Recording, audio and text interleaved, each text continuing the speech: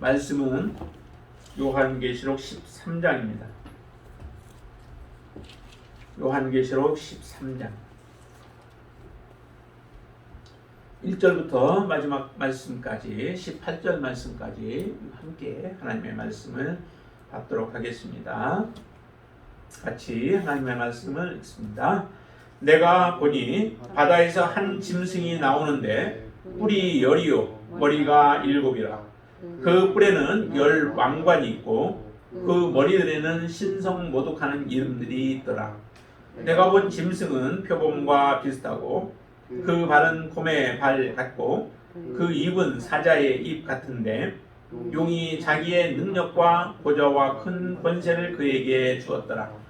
그의 머리 하나가 상하여 죽게 된 것 같더니 그 죽게 되었던 상처가 나음에 온 땅이 놀랍게 여겨 짐승을 따르고 용이 짐승에게 권세를 주므로 용에게 경배하며 짐승에게 경배하여 이르되 누가 이 짐승과 같으냐 누가 능히 이와 더불어 싸우리요 하더라. 또 짐승이 과장되고 신성 모독을 하는 입을 받고 또 42달 동안 일할 권세를 받으니라. 짐승이 입을 벌려 하나님을 향하여 비방하되 그 이름과 그의 장막 곧 하늘에 사는 자들을 비방하더라. 또 권세를 받아 성도들과 싸워 이기게 되고 각 족속과 백성과 방언과 나라를 다스리는 권세를 받으니 죽임을 당한 어린 양의 생명책에 창세 이후로 이름이 기록되지 못하고 이 땅에 사는 자들은 다 그 짐승에게 경배하리라. 누구든지 귀가 있거든 들을지어다. 사로잡힐 자는 사로잡혀 갈 것이요 칼에 죽을 자는 마땅히 칼에 죽을 것이니 성도들의 인내와 믿음이 여기 있느니라. 내가 보매 또 다른 짐승이 땅에서 올라오니 어린 양같이 두 뿔이 있고 용처럼 말을 하더라. 그가 먼저 나온 짐승의 모든 권세를 그 앞에서 행하고 땅과 땅에 사는 자들을 처음 짐승에게 경배하게 하니 곧 죽게 되었던 상처가 나은 자니라. 큰 이적을 행하되 심지어 사람들 앞에서 불이 하늘로부터 땅에 내려오게 하고 짐승 앞에서 받은 바 이적을 행함으로 땅에 거하는 자들을 미혹하며 땅에 거하는 자들에게 이르기를 칼에 상하였다가 살아난 짐승을 위하여 우상을 만들라 하더라. 그가 권세를 받아 그 짐승의 우상에게 생기를 주어 그 짐승의 우상으로 말하게 하고 또 짐승의 우상에게 경배하지 아니하는 자는 몇이든지 다 죽이게 하더라. 그가 모든 자 곧 작은 자나 큰 자나 부자나 가난한 자나 자유인이나 종들에게 그 오른손에나 이마에 표를 받게 하고 누구든지 이 표를 가진 자 외에는 매매를 못하게 하니 이 표는 곧 짐승의 이름이나 그 이름의 수라. 지혜가 여기 있으니 총명한 자는 그 짐승의 수를 세어보라. 그것은 사람의 수니 그의 수는 666이니라. 아멘. 요한계시록의 전체적인 내용을 한번 말씀을 드렸습니다. 1장에서부터 3장까지의 그 내용들을 보면은 그곳에서는 일단 교회에 대한 계시를 보여주었던 것을 우리가 기억하고 계시죠. 교회가 어떠해야 하는가? 교회는 다시 말하면 완전해야 된다라고 하는 겁니다. 조금만 좋아서 좋은 것 조금 가지고는 안 되고 하나님 앞에 완전한 교회가 되어야 한다라고 하는 것을 우리에게 그 7교회를 통하여서 말씀을 하셨습니다. 그리고 나서 모든 것을 주장하시는 분은 누구이신지 그것을 우리에게 잘 보여주는 것이 4장과 5장의 모습이었죠. 바로 보좌에 앉아 계시는 하나님 그리고 어린 양을 우리에게 보여주시며 심판하시는 분이 바로 하나님이요 예수 그리스도이심을 우리에게 잘 보여주었습니다. 우리가 믿는 하나님이 바로 그 예수 그리스도이신 거죠. 그리고 하나님의 주권하에 모든 것이 움직여지기에 우리는 하나님께 사실은 붙어 있으면 하나님께 의지하고 하나님만을 붙잡고 믿음으로 살아가게 되어지면 사실은 두려워할 것도 없습니다. 하나님을 놓게 되어질 때 사실은 우리의 삶이 두렵게 되어지고 우리의 삶이 무너지게 되어지는 것을 우리는 보게 되어집니다. 그리고 나서 이제 하나님께서 구원하시는데 그 구원도 마찬가지 심판하시며 하나님이 징계를 내리시고 심판하시는데 그 구원도 하나님의 손에 있다라고 하는 것을 우리에게 보여주셨죠. 그래서 하나님이 정말 구원은 받을 자들 구원하시고 또 하나님께 믿음으로 나오는 자들을 구원하시는 그 하나님의 손길을 우리가 하나님이 재앙을 내리시는 가운데서도 우리는 봐왔습니다. 그렇게 해서 하나님께서는 많은 재앙들을 내리시는데 사람들은 재앙을 보며 두려워하죠. 그러나 정작 두려워할 것은 재앙을 두려워하지 말라는 거예요. 예수님께서도 사람들이 두려워할 때에 많은 사람들을 그들이 핍박하고 또 그들을 박해할 때에 사람들이 두려워할 때 그들을 향하여서 얘기합니다. 저들이 할 수 있는 것은 우리가 목숨이 붙어있는 한 우리의 육체에 가해지는 그런 고통이고 그것이 끝나면은 육체의 고통이 끝나면은 모든 것은 다 끝난다는 거죠. 저들이 두렵게 하는 것들도 그것에서 끝난다는 거예요. 두려워할 분은 오직 하나님이시라는 거죠. 영혼을 살리고 죽이는 분이 하나님이시기에 하나님을 두려워하며 믿음으로 살라라고 예수님께서도 우리에게 말씀하셨습니다. 그와 같이 세상에 여러 가지 재앙들이 일어나는 것들이 사실은 두려워할 일들이 아니라 그 두려움은 하나님이 세상 가운데 내리시는 것들이기 때문에 특별히 하나님이 사명 있는 자들 또 하나님께서 붙들어 주시는 자들은 결코 그 재앙에서도 우리는 해를 입지 않게 되어집니다. 그렇게 하기 위해서 특별히 하나님은 하나님이 인을 치시는 그러한 모습을 우리에게 보여주셨습니다. 그렇다면 정말 우리의 믿음이 하나님께 정말 붙어 있는지, 하나님만을 우리가 사랑하고 있는지, 하나님 외에 다른 어떤 것도 여러분들 안에 없는지를 우리는 점검해야 하는 것이 그런 모습들을 보며 세상에 되어지는 여러 가지 두려운 일들을 보면서 해야 할 일들이라는 거죠. 우리의 믿음은 없으면서 그 가운데 어떻게 해야 할까? 세상 가운데 어떻게 해야 안전할까라고 하는 것들만 생각하며 살아간다면 그 사람은 어리석은 자에 불과합니다. 우리는 정말 지혜롭다면 여러분들은 바로 하나님 앞에 나의 믿음이 어느 단계까지 와 있는지 온전한 가운데 우리가 믿음으로 주님만을 섬기며 살아가고 있는지를 우리는 점검해야 될 줄로 믿습니다. 그렇게 살아가는 자들을 하나님이 보호하시기 위하여 인을 치셔서 그 사람들이 14만 4천이라고 하는 하나님의 사람들이 인쳐짐을 받게 되어집니다. 그것도 이제 상징적인 수였던 거죠. 반면에 이게 11장부터 13장까지는 바로 하나님께서 특별히 믿는 자들, 하나님을 믿고 하나님을 신뢰하는 자들의 그 믿음을 하나님께서는 정결케 하기 위하여 하나의 또 양육의 과정으로도 우리는 보는 거죠. 양육의 과정들로 보며 또 하나님이 신실한 그리스도인들이 누구인지를 가려내는 그런 작업이요. 예수 그리스도의 온전한 신부로 만들어가는 작업들을 하나님께서 하시는데 그 작업이 바로 11장부터 13장까지의 과정을 통하여 하나님은 이루어내시는 것입니다. 그런데 그때 등장하는 것이 바로 이 두 짐승들이 이제 등장하게 되어지죠. 이스라엘 백성들을 회개케 하기 위해서는 하나님께서는 두 증인을 통하여서 42달 동안 1260일 동안을 증언을 하게 함으로 인하여 그들의 잘못된 생각들, 잘못된 메시아관에 대해서 바르게 바로잡는 그런 계기들이 되어져서 하나님께 돌아오는 역사가 일어나게 되어집니다. 그 기간이 바로 3년 반이라고 하는 전 7년 대환란 가운데에서 3년 반 동안에 이와 같은 일들이 일어나게 되어지죠. 이렇게 3년 반 동안 환란 가운데서 하나님 앞에 돌아오는 자들이 일어나는 반면에 이제 후 3년 반이 있는데 그 3년 반은 바로 신실하게 믿음으로 살아가고 있는 하나님의 자녀들 가운데 여러 가지 환란들이 일어난다라고 하는 거예요. 많은 사람들은 환란 전에 사람들이 그리스도인들이 휴거가 될 것이다 라고 하는 그런 말들도 많이 합니다. 그러나 특별히 여기에 보면은 많은 그리스도인들, 여자의 남은 자손, 특별히 우리가 지난 시간에 보았었죠. 12장 17절 말씀에 보면은 거기에 여자의 남은 자손, 그런 자손들과의 싸우기 위하여서 이 용이 서 있는 모습을 우리에게 보여주었습니다. 근데 그 여자의 남은 자손들이 어떤 일들을 하냐면 하나님의 계명을 지키고 예수의 증거를 가진 자들이다 라고 얘기를 합니다.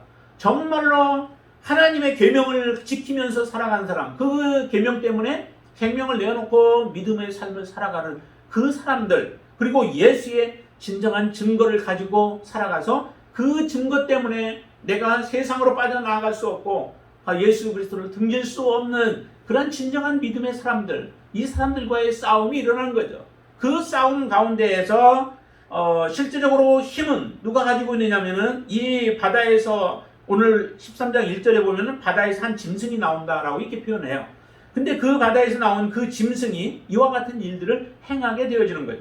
13장에는 보면은 두 짐승이 등장을 합니다. 하나는 바다에서 나오는 1절에 보면 바다에서 한 짐승이 나오게 되어지고, 그 다음에 11절에 보면은 내가 또 보면 다른 짐승이 땅에서 올라온다라고 얘기해요. 그래서 땅에서 올라온 짐승과 바다에서 올라온 두 짐승에 의하여 고난을 당하게 되어지죠. 그런데 그 고난의 기간은 얼마 동안이냐면은 5절 보시면 이렇게 나옵니다. 5절 한번 보실까요? 또 짐승이 과장되고 신성 모독을 말하는 입을 받고 또 42달 동안 일할 권세를 받았다라고 얘기합니다. 3년 반 동안이죠. 3년 반 동안, 이게 바로 이제 후 3년 반이에요. 앞에 전 3년 반은 아까 그 두 선지자, 예수의 증인 또한 하나님의 증인으로 선 두 증인들이죠. 그들도 선지자예요. 두 선지자가 외치는 그 기간이 42달 동안의 그 기간을 통하여 외침으로 인하여 돌아오게 만들고, 여기에는 보면은 42달 동안 이 두 짐승이, 바다에서 나온 짐승과 또 땅에서 나온 짐승이 그 역사를 하게 되어지죠. 그 역사하면서 믿는 자들까지도 어떻게 보면 하나님 앞에 온전한 믿음을 갖지 못하게 만드는 그런 일들을 행하게 되어질 거예요. 근데 그 모습을 보면은, 모습은 어떤 모습과 같으냐면은 용과 비슷한 모습이에요. 12장 3절에 보면은 용의 모습을 이렇게 보여주었죠. 한 큰 붉은 용이 있어 머리가 7이고 뿔이 10이라. 그 여러 머리에 7 왕관이 있다라고 이렇게 표현하는데, 오늘 13장 1절에서는 이렇게 나옵니다. 뿔이 10이고 머리가 7이래요. 그리고 뿔에는 이게 10 왕관이 있다라고 얘기를 하죠. 비슷하게 생겼죠. 이제 왕관이 뿔에, 바다에서 나온 짐승은 뿔에 있는데 그 용은 머리에 7 왕관을 쓰고 있는 모습을 보여주죠. 이와 같은 모습으로, 비슷한 모습으로 보여지는데, 그 모습이 2절에 보면 이렇게 표현합니다. 내가 본 짐승은 표범과 비슷하고 그 발은 곰의 발 같고 그 입은 사자의 입 같은데 용이 자기의 능력과 보좌와 큰 권세를 그에게 주었다라고 얘기를 하는데요. 이 모습은 다니엘서에 보면은 잘 그 표현이 되어져 있습니다. 다니엘서 7장에 보면은 한번 보실까요? 다니엘서 7장에 보면은 3절에 이렇게 나옵니다. 7장 3절에 보시면은 큰 짐승 4이 바다에서 나왔는데 그 모양이 각각 다르더라라고 하면서 첫째는 사자 같은데 라고 얘기를 하죠. 그리고 5절 말씀 보시면은 둘째는 다른 짐승, 곧 둘째는 곰과 같고요. 그 다음에 6절에 보시면은 그 후에 또 내가 본즉 다른 짐승, 곧 표범과 같은 짐승이 있게 되어지죠. 그리고 이제 넷째 짐승에 대해서 나오는데 그건 특별하게 뭐 표현을 안 하고 7절 보시면은 넷째 짐승은 무섭고 놀라우며 매우 강하며 또 쇠로 된 큰 이가 있어서 먹고 부서뜨리고 하면서 이제 그런 모습으로 등장을 해요. 근데 오늘 본문의 2절에서 보면은 내가 본 그 짐승, 바다에서 나오는 짐승의 모습은 표범과도 비슷하고 다른 곰과도 같고 그 입은 사자와 같은 그런 모습을 가지고 있다라고 얘기를 하죠. 다 이게 이제 하나의 상징적인 부분들이에요. 실제 바다에서 나온 용이 이와 같은 게 아니라, 이 똑같은 모습이 아니라 이와 같은 모습으로 하는데 상징적인 의미를 가지고 있다는 거죠. 그럼 우리 용이 뭐냐, 아니면 바다에서 나온 한 짐승이 무엇이냐라고 하는 것 때문에 사람들은 많이 관심을 갖게 되어지죠. 그래서 이상한 모습의 그림들을 우리 인터넷과 같은 곳에서 보면은 보여지는데, 실제적으로는 그렇게 그 모습으로 우리에게 오고 다가오는 것은 아니죠. 왜냐하면 그 모습을 한번 보세요. 이 어떤 모습으로 표현되어 있는지를 한번 보시죠. 우리 17장을 한번 보실까요? 요한계시록 17장을 한번 보세요. 17장 7절부터 한번 보세요. 7절부터 보시면 이렇게 얘기합니다. 천사가 이르되 왜 놀랍게 여기느냐, 내가 여자와 그 같은 7머리와 10뿔 가진 짐승의 비밀을 내게 이르리라.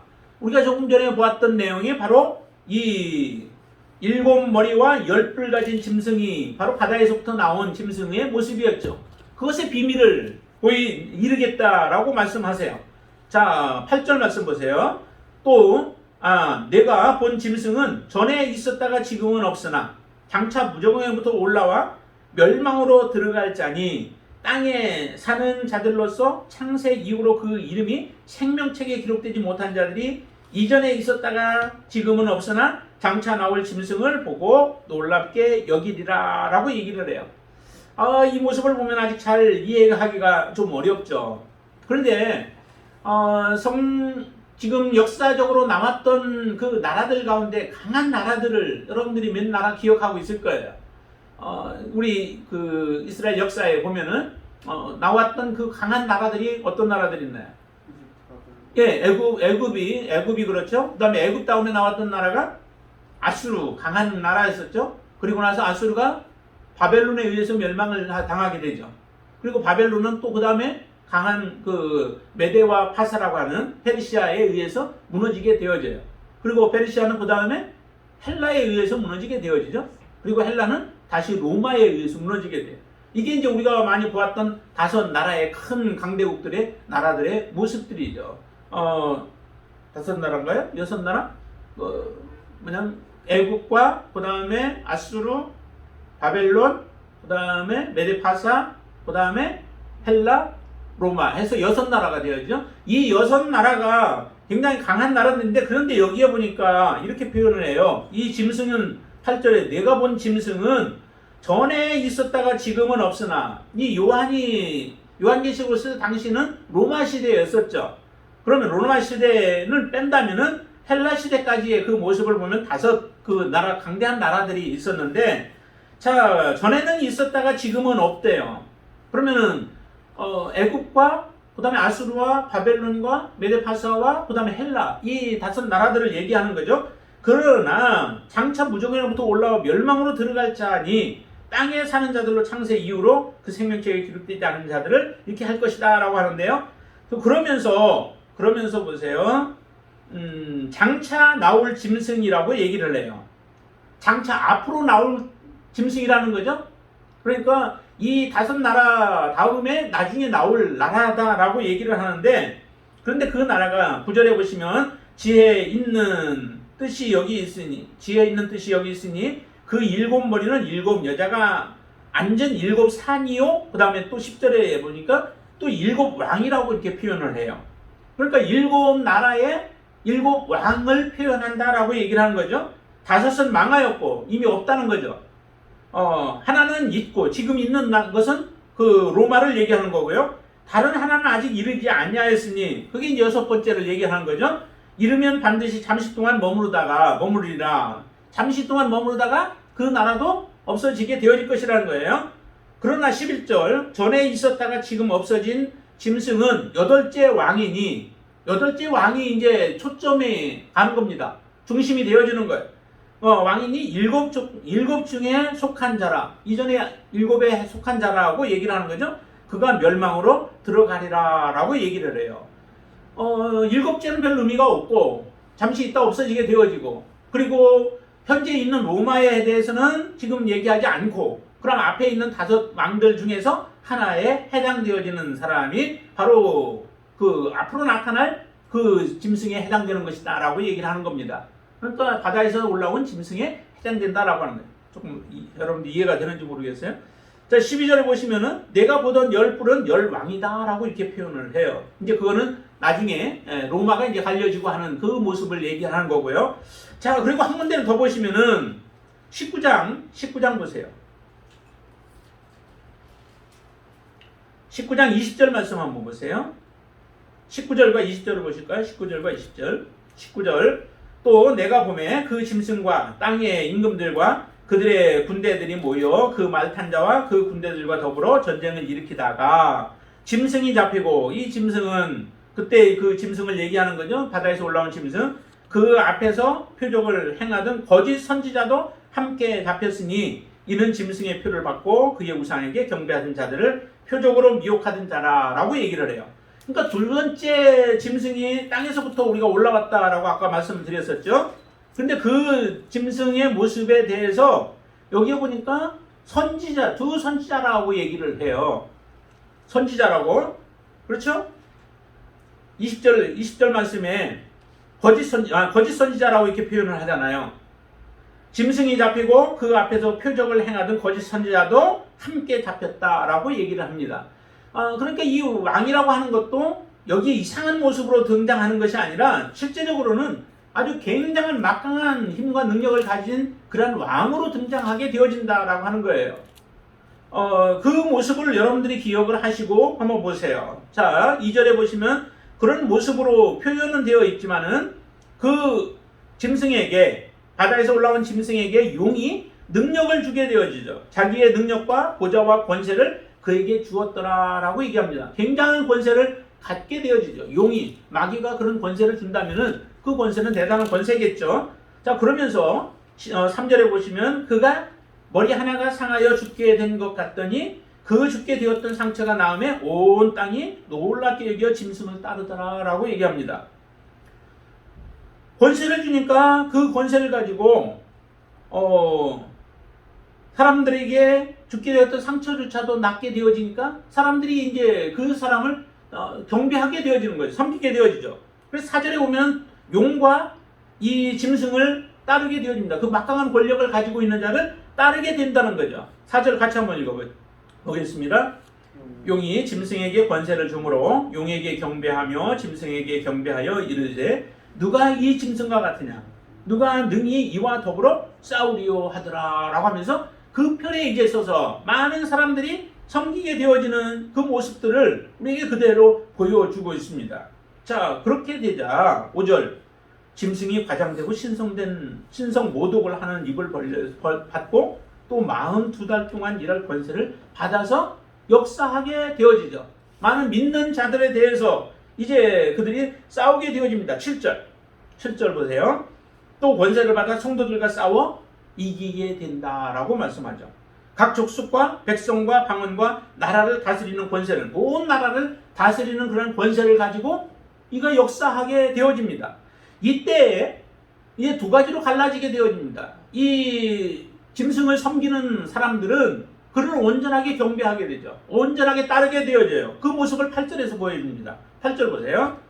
죽임을 당한 어린 양의 생명책에 창세 이후로 이름을 기록되지 못하고 그 이 땅에 사는 자들은 다 그 짐승에게 경배하리라 라고 얘기합니다. 모든 사람들이 다 경배하게 되어지죠. 어느 쪽 편이 많을까요? 믿는 사람들과 믿지 않는 사람들, 짐승을 따르는 자들과 짐승을 따르지 않는 자들, 어느 쪽이 많을까요? 많은 사람들이 따르게 되어져요. 예수님이 말씀하셨죠. 좁은 길과 좁은 문으로 들어가라. 그러나 넓은 문으로 들어가는 사람들은 많고 그 길을 가는 사람들이 많다는 거죠. 그러나 좁은 길로 가는 사람들은 많지 않다는 거예요. 협착하고 힘든 길들이기 때문에 많지 않다는 거예요. 주님을 따르는 사람들이 14만 4천이라고 하는 많은 사람들, 셀 수 없는 많은 사람들이 있기도 하지만은 그러나 이 짐승을 따르는 사람들은 더 많을 거예요. 많은 사람들이 그에게 경배하고 그를 추종하고 아주 무조건적으로 맹종하는 그런 모습을 보이게 되어질 겁니다. 그렇지만은 진작 믿음이 있는 사람들, 정말 여러분들이 믿음이 있다면은 여러분들의 삶은 어느 편에 설 것인지 분명하게 되어질 거예요. 자, 한번 10절 말씀 보세요. 10절 말씀, 그 길이 편안한 길이 아니고 그 길이 넓은 길이 아니에요. 10절 같이 한번 읽습니다.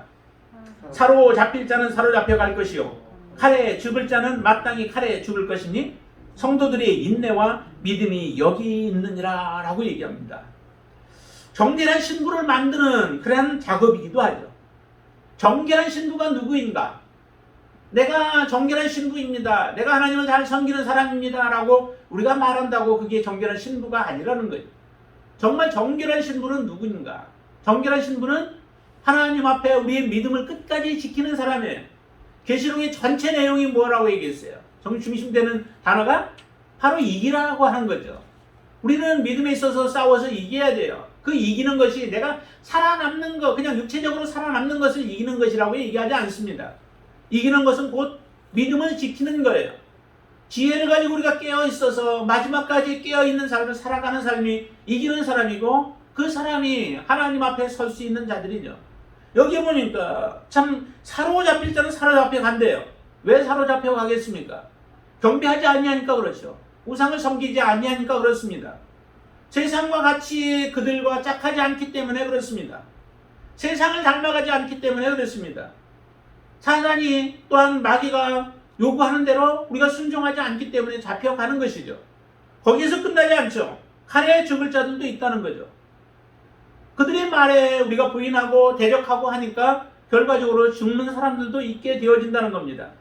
그러나 우리가 죽는다 할지라도 죽음이 우리의 끝이 아니라 바로 그 죽는 순간에 우리는 승리자로 하나님 앞에 서게 되어진다라고 하는 것을 우리에게 그대로 말씀해 주고 있는 것입니다. 우리의 목숨을 위하여, 우리의 육신의 생명을 위하여 그들에게 아부하고 또 이 짐승을 섬기는 어리석은 삶을 선택하지 아니하고 오직 하나님을 섬기는 사람. 그래서 이렇게 얘기하죠. 마땅히 칼에 죽을 것이니, 그러면서 하는 말씀을 성도의 인내와 믿음이 여기 있느니라 라고 말씀합니다. 성도의 인내, 그 인내는 정말 하나님께 소망을 두고 있는 사람만이 인내할 수 있는 거죠. 고난 속에서도 그 고난을 감당해내는 겁니다. 고난이 와도 그 고난에 무너지지 아니하는 겁니다. 끝까지 하나님에 대한 그 소망이 끊어지지 않는 거예요. 예수 그리스도가 마지막 죽을 때에 십자가에서 내 영혼을 주께 부탁하나이다 라고 하며 죽음의 길을 그대로 하나님의 말씀에 순종하며 그 믿음을 지켜낸 것과 같이 우리의 인내도 바로 하나님께 소망이 있으면 우리는 이렇게 인내할 수 있는 거예요. 어디까지 인내해요? 죽을 때까지 인내하는 거예요. 죽음이 우리 앞에 다가오고 실제적으로 죽음의 길을 요구한다 할지라도 인내할 수 있는 거예요. 그 인내가 있으려면 하나님에 대한 온전한 믿음이 없이는 할 수 없는 거예요.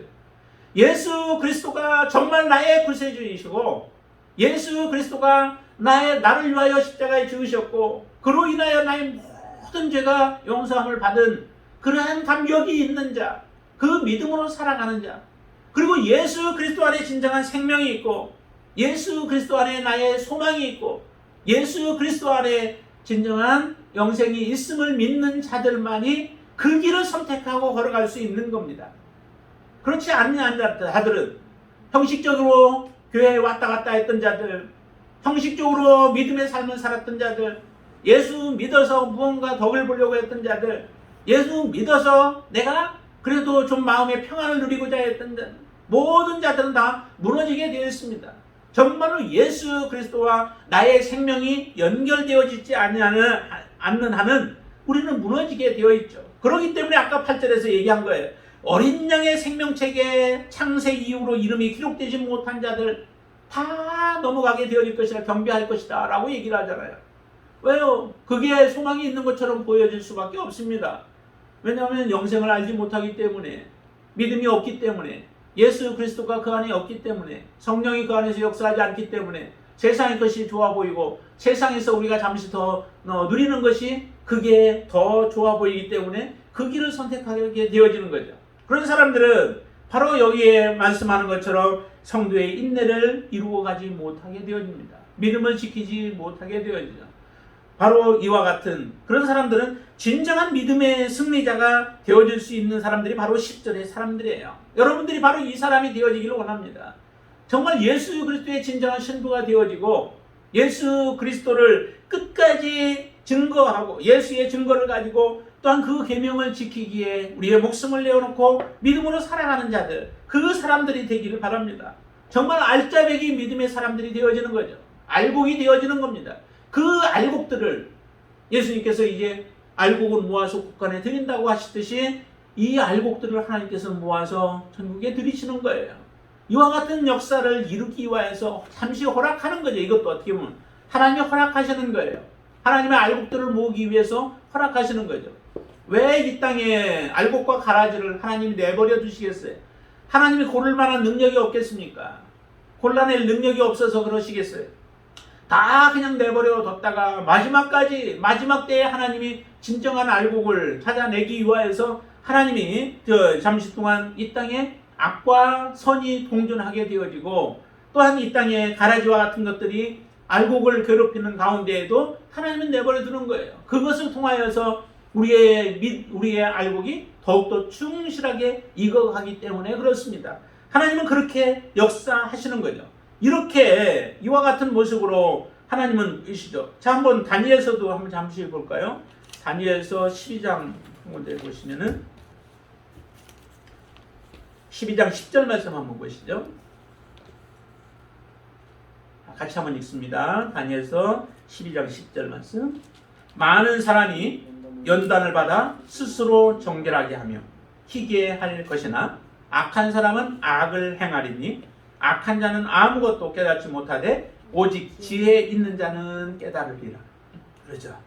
많은 사람이 연단을 받아, 다시 말하면 환난을 통하여서 많은 사람들이 우리가 믿음으로 살아가는 가운데 당하는 환난으로 인하여 그들이 정결하게 하며 희게 되어진다라고 말씀해요. 거룩해지는 거죠. 하나님의 진정한 신부가 되어지는 거죠. 이런 사람들은 깨어있는 사람들만이 그렇게 행할 수 있는 거죠. 우리가 눈 안 감고 그냥 육신적으로 안 뜨고 있는 그 깨어있음이 아니라 영적으로 진정으로 깨어있어서 하나님의 말씀에 예민하고 하나님의 뜻에 우리가 예민하고 하나님의 뜻대로 순종하며 살아가는 그 사람들만이 보니까 깨달으라, 지혜 있는 자는 깨달으라 라고 얘기를 합니다. 이런 지혜가 있을 때 우리는 이 땅에서 어떻게 살아가야 할지를 알게 되어지죠. 그 11절부터 이제 다른 짐승이 땅에서 또 올라오는데 이 짐승의 모습을 보세요. 그 짐승의 모습이 어린 양같이 두 뿔이 있고 용처럼 말을 하더라라고 얘기를 해요. 어린 양처럼 굉장히 순진한 모습 아니에요. 그런데 그 입에는 뭐예요? 용처럼 말을 해요. 거짓이 많아요. 거짓이 있는데 그 모습 때문에 사람들을 미혹하기가 참 좋죠. 잘 사람들이 넘어가게 되어 있어요. 그런데 이가 누구냐면 아까 얘기했던 것처럼 선지자라고 얘기를 해요. 선지자가 누구와 짝이 되어지냐면 이 바다에서 올라온 짐승과 한 짝이 되어지는 거죠. 자, 그래서 어떤 일들을 하는지를 보세요. 용처럼 말을 하는데 그가 12절 말씀, 먼저 나온 짐승의 모든 권세를 그 앞에서 행하고, 굉장히 권세가 있죠. 선지자도 어떤 일들을 행하면은 하늘에서 불도 내려오게 해요. 그리고 땅과 땅에 사는 자들을 첫 짐승에게 경배하게 하고, 죽었던 상처가 나온 자가 자인데 그에게 경배하게 만드는 거죠. 그리고 하늘로부터 땅에 불을 내리게 하고, 그리고 또 우상을 만들게 만들죠. 어떤 우상을 만들게 하나요? 그 우상은 바로 첫 짐승, 바다에서 올라온 짐승의 우상을 만들게 해요. 만들어 놓고 그것에 경배하게 하죠. 그래서 경배하며 능력을 주는데, 그 우상에게 능력을 주는데 15절 보세요. 15절 같이 읽습니다. 그가 권세를 받아 그 짐승의 우상에게 생기를 주어 그 짐승의 우상으로 말하게 하고, 또 짐승의 우상에게 경배하지 아니하는 자는 몇이든지 다 죽게 하더라. 생기까지 주고 말까지 하게 만들어요. 이런 일이 앞으로 일어나게 되어질 겁니다. 우상인데 그 우상이 생기가 있고 말을 하는 이런 능력까지도 만들죠. 왜냐하면 사람들을 미혹하게 만들고 사람들이 더 경배하게 만들기 위해서 그래요. 경배하기가 좋잖아요. 이런 능력 있는 자라고 하면 사람들, 그렇지 않아도 돌이나 나무나 뭐 별의별 것에 다 가서 사람들이 경배하려고 하는데, 사람들이 이렇게 능력 있는 그 우상이 있다면 그것의 말을 더 섬기게 되어지죠. 그런데 중요한 것은 이런 가운데 그 경배를 거부하는 자들에게는 어떤 일이 따르냐면 죽음이 따르게 되어지죠. 그들이 얼마가 되든지 다 죽이게 하더라라고 이렇게 얘기합니다. 모든 사람이 그래서 죽지 않기 위해서 하는 일이 뭐예요? 이 선지자가 무엇을 하게 하냐면은 짐승의 표를 받게 만드는 일들을 행하게 되죠. 모든 사람들에게 받게 한다는 거예요. 그러나 믿음 있는 자들만큼은 받지 않게 되죠. 그것을 어떻게 할까? 때가 되면 다 알 거예요. 지금 뭐 바코드니 뭐니 별 얘기들을 하지만은 그 자체가 지금은 아니에요. 하나님 때가 되면 이런 강력한 힘 있는 자가 등장을 하고, 그러면서 선지자가 나타나서 그를 우상으로 섬기게 만드는 그 때가 오게 되어지면 정말 깨어있는 자들, 또 믿음으로 살아가는 자들, 하나님 뜻대로 살려고 하는 사람들은 이것을 분명히 분별할 수 있는 능력이 있어요. 그 분별하고도 우리가 그것을 받게 되어진다면, 또 우리가 잠시 우리 육신의 안락을 위해서 살아가게 된다면 그들은 결과적으로 멸망케 되어지지만, 정말 하나님을 사랑하는 자들은 이 모든 것을 분별하기 때문에 죽음을 무릅쓰고 우리는 그 길을 걸어가게 되어지죠. 이런 말씀을 우리가 지금 배우는 이유도 어디에 있습니까? 이런 때가 반드시 온다는 거죠. 반드시 이때가 올 터인데, 이때 올 때에 우리가 어떤 길을, 여러분들이 어떤 길을 걸어가야 하는지를 알게 하기 위해서 우리가 이 말씀들을 듣는 거예요.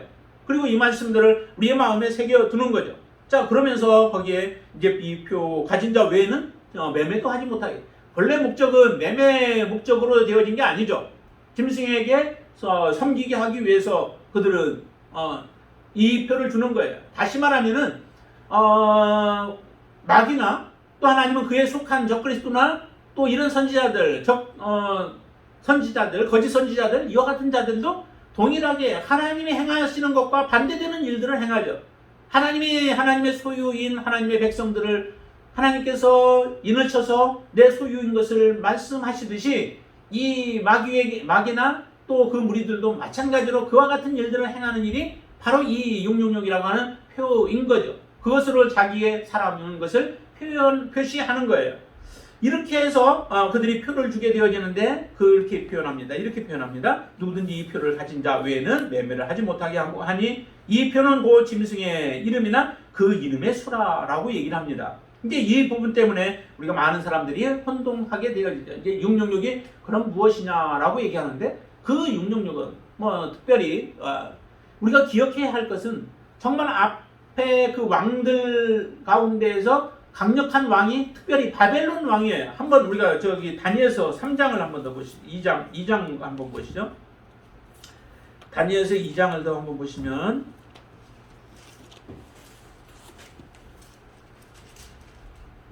느부갓네살 왕이 꿈을 꾸게 되어지죠. 근데 그 꿈을 꿨는데 그 꿈이 이제 신상에 대한 꿈이었어요. 그 신상의 꿈을 꿨는데 해석을 다니엘이 합니다. 자, 2장 38절 보시면 머리부터 시작해서 가슴, 그 다음에 다리, 또 팔, 허벅지하고 다리 뭐 이렇게 표현을 하는데 머리에 해당되는 가장 그 힘 있는 것을 얘기하는데 그것을 뭘로 표현하냐면은 38절에 보시면은 왕 곧 금 머리니라라고 이렇게 표현을 하죠.